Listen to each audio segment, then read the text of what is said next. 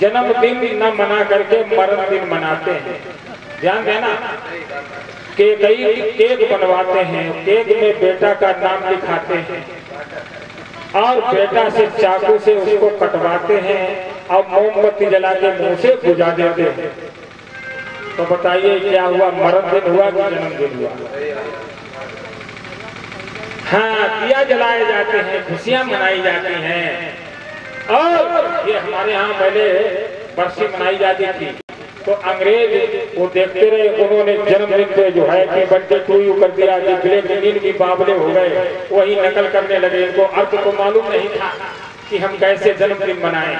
और जन्मदिन मनाने के लिए बहुत खुशी से देखिए घी के दिया जलाए जाते हैं और मिठाइयाँ बांटी जाती हैं और दीप सदैव जलता रहे, बुझाया नहीं जाता है।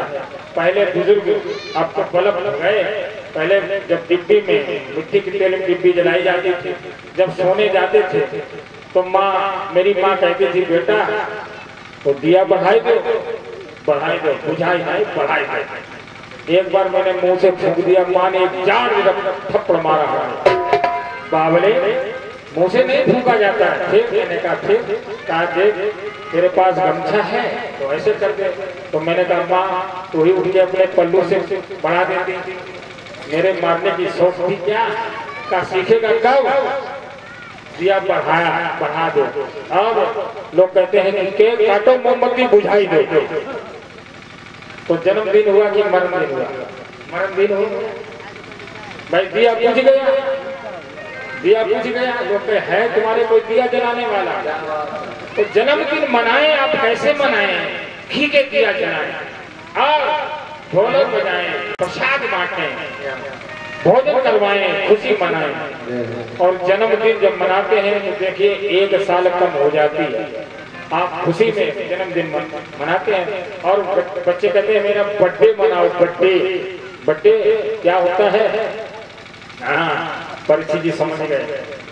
तो सज्जनों, नकल देखिए ऐसी करो जिससे हमारा कल्याण हो। और अकल्याण आज के समय में ऐसे नकल, ऐसे सुहान, ऐसे बेईमान गोस्वामी जी ने लिख दिया है कि जाके नक सिर जटा विशाला और सोई प्रसिद्धि तापस कलिकाला, मिथ्या दम्भ मरत जोई और ताई का संत कहीं सब कोई। और जीते झूठ मस्करी जाना और कलयुग सोई गुणवंत बखाना। जो झूठा लबार बकता, बड़ी बड़ी जटाएं और विकराल भेष, कलिकाल में संत महात्मा बोले जाएंगे। और जो संत होंगे वो बड़े मुश्किल में दर्शन देंगे। जैसे हमारे नंदी स्वामी आए, बड़े बुलाए से देखिए, तमाम महात्मा हमारे घूम रहे हैं और ऐसे संत बहुत भाग्य से प्राप्त होते हैं। सज्जनों, परिचित जी कथा आपको प्रसंगे प्रसंग पर ध्यान देना। देव ऋषि नारद बोले, बेटा कहाँ जा रहे हो? कहा, बाबा मेरी माँ ने, मेरी मौसी ने मुझे मारा, तो मेरी माँ ने, सुनीति ने कहा कि बेटा जगत पिता के पास जा। तो जगत पिता के पास जा रहा हूँ। कहाँ बताया स्थान? कहा मधुबन में बताया है। वृंदावन में मधुबन, निधि वन, बंसीवत इत्यादि। तो मधुबन में जा रहा हूँ। कहा बेटा वहाँ शेर, भेड़िया, चीता। उन्होंने कोई बात नहीं, मेरा पिता, मेरा जगत का पिता मेरी रक्षा करेगा तो भी जाऊं, ताकि हम न रहें पर हमारी वाणी जो है यहाँ अमर बनी रहे। लोग कहेंगे कि पंडित जी आए थे तिरवा से, ये बात तो जल से पतला कौन है, कौन भूमि से भारी, और आकाश से ऊंचा को है, को काजल से कारी। 4 प्रश्न है। अगर किसी को मालूम है हाथ उठाओ, और नहीं तो हम बताने जा रहे हैं। गोविंद भगवान की जय। हर हर महादेव। ध्यान देना कि जल से पतला ज्ञान है, जल से पतला ज्ञान है, और मात भूमि से भारी, आकाश ऊंचा पिता है, और कलंक काजल से भारी। जल से पतला ज्ञान है, वो कहते पानी से पतलो है कोई? हाँ है, ज्ञान है जल से पतला।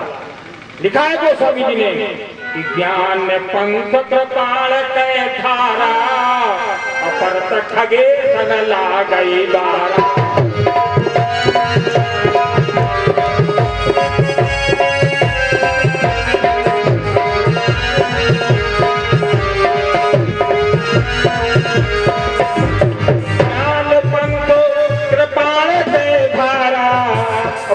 ठगे सन लागे बारा।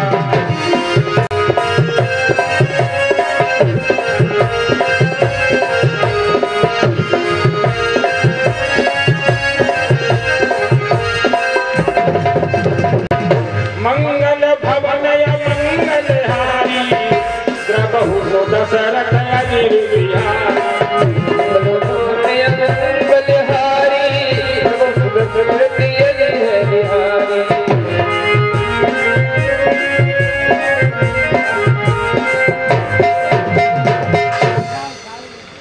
अरे ठीक है, बोलो गोविंद भगवान की जय। ध्यान देना, चारों प्रश्न यदि समझ में आए हो तो समझ में हाथ उठाएं। कथा को अपने हृदय में बैठाना, कथा में बैठना तो देखिए ये आम बात हो गई, लेकिन कथा को अपने हृदय में बैठाना ये बहुत खास बात है। बैठना तो आम हो गया और हृदय में बिठाना खास हो जाएगा। कुछ लेके जाओ। चार प्रश्न हैं, समझ में आया? हाथ उठाओ। जल से पतला ज्ञान है और मात भूमि से भारी और आकाश से ऊंचा पिता है, कलंक काजल से कारी। गणेश जी ने जब देवताओं का परिक्रमा करने का नंबर आया तो गणेश जी ने सोचा कि धरती और आसमान तो मेरे पास है, हम काहे दौड़े घूमे। तिनके साथ प्रदक्षिण कीने और धनी गणेश गए शिवी हर्षे और नवते सुमन सुरन बहु तुम्हारी महिमा बुद्धि बढ़ाई और शेष सहस मुझ सके नहीं आई। धन्य है गणेश, धन्य है गणेश। आज सब देवता प्रथम वंदना करते हैं किसकी? गणेश जी की। गणेश जी ने कौन सी तपस्या करी? गणेश जी ने कौन से वन में जाके भजन किया? उन्होंने यही भजन किया। उन्होंने धरती से बड़ी माँ और आकाश से ऊंचा पिता। एक माँ अपने बेटा से कह रही है कि बेटा तय माँ का कर्ज कभी नहीं चुका पाएगा। और सत्संग में बेटा रुंध गए कान उसके, बेटा के रुंध गए कान सज्जनों। बेटा कहने लगा कितना बड़ा कर्ज है मेरे ऊपर माँ, बोल क्या चाहिए तुझे? हाथी घोड़ा सोना चांदी रुपया पैसा जो भी चाहे मैं दे दूंगा, पर रोज मत ये कहे कि मेरा कर्ज नहीं चुका पाएगा। आज तेरा मैं कर्ज चुका के ही रहूंगा। बेटा ने अपनी माँ से कहा माँ तेरा मैं कर्ज चुका के ही रहूंगा। माँ बोली बेटा मेरा कर्ज चुकाएगा? आज तेरा कर्ज चुकाऊंगा, जो भी हो मांग ले बता दे।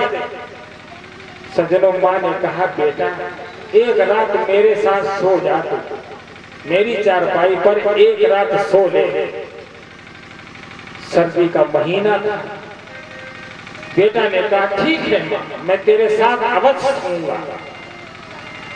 जैसे ही सोने का वक्त आया, माँ ने बिछाया गद्दा और कहा बेटा आज सो जा मेरे साथ। बेटा सो गया। रात के 10 साढ़े 10 जैसे बजे माँ कहने लगी बेटा हमें प्यास लगी, पानी पिला। बेटा ने कहा खाए की परी हो जो तुम्हें भुखास लगी? कहा बेटा हमें प्यास लगी, पानी पिलाओ। और जैसे ही बेटा पानी लेने गया और पानी लोटा भर के लाया, माँ को दिया। माँ ने हाथ कपाया और लोटा धड़ाम दे चारपाई पर ठहरे। मैंने क्या कर दिया? बिस्तर गीला कर दिया। क्या बेटा कोई बात नहीं, सो जा मेरे साथ, सो जा सो जा। जैसे तैसे वो कर्जा चुकाने के लिए सो गया। जैसे ही थोड़ी बहुत गर्माहट आई और रात्रि के 12 बजे माँ बोली बेटा, हाँ बोल बोल क्या बात? बेटा हमें प्यास लगी है। तेरे बढ़िया तुझे प्यास लगी है, क्या पानी पिला दे बेटा।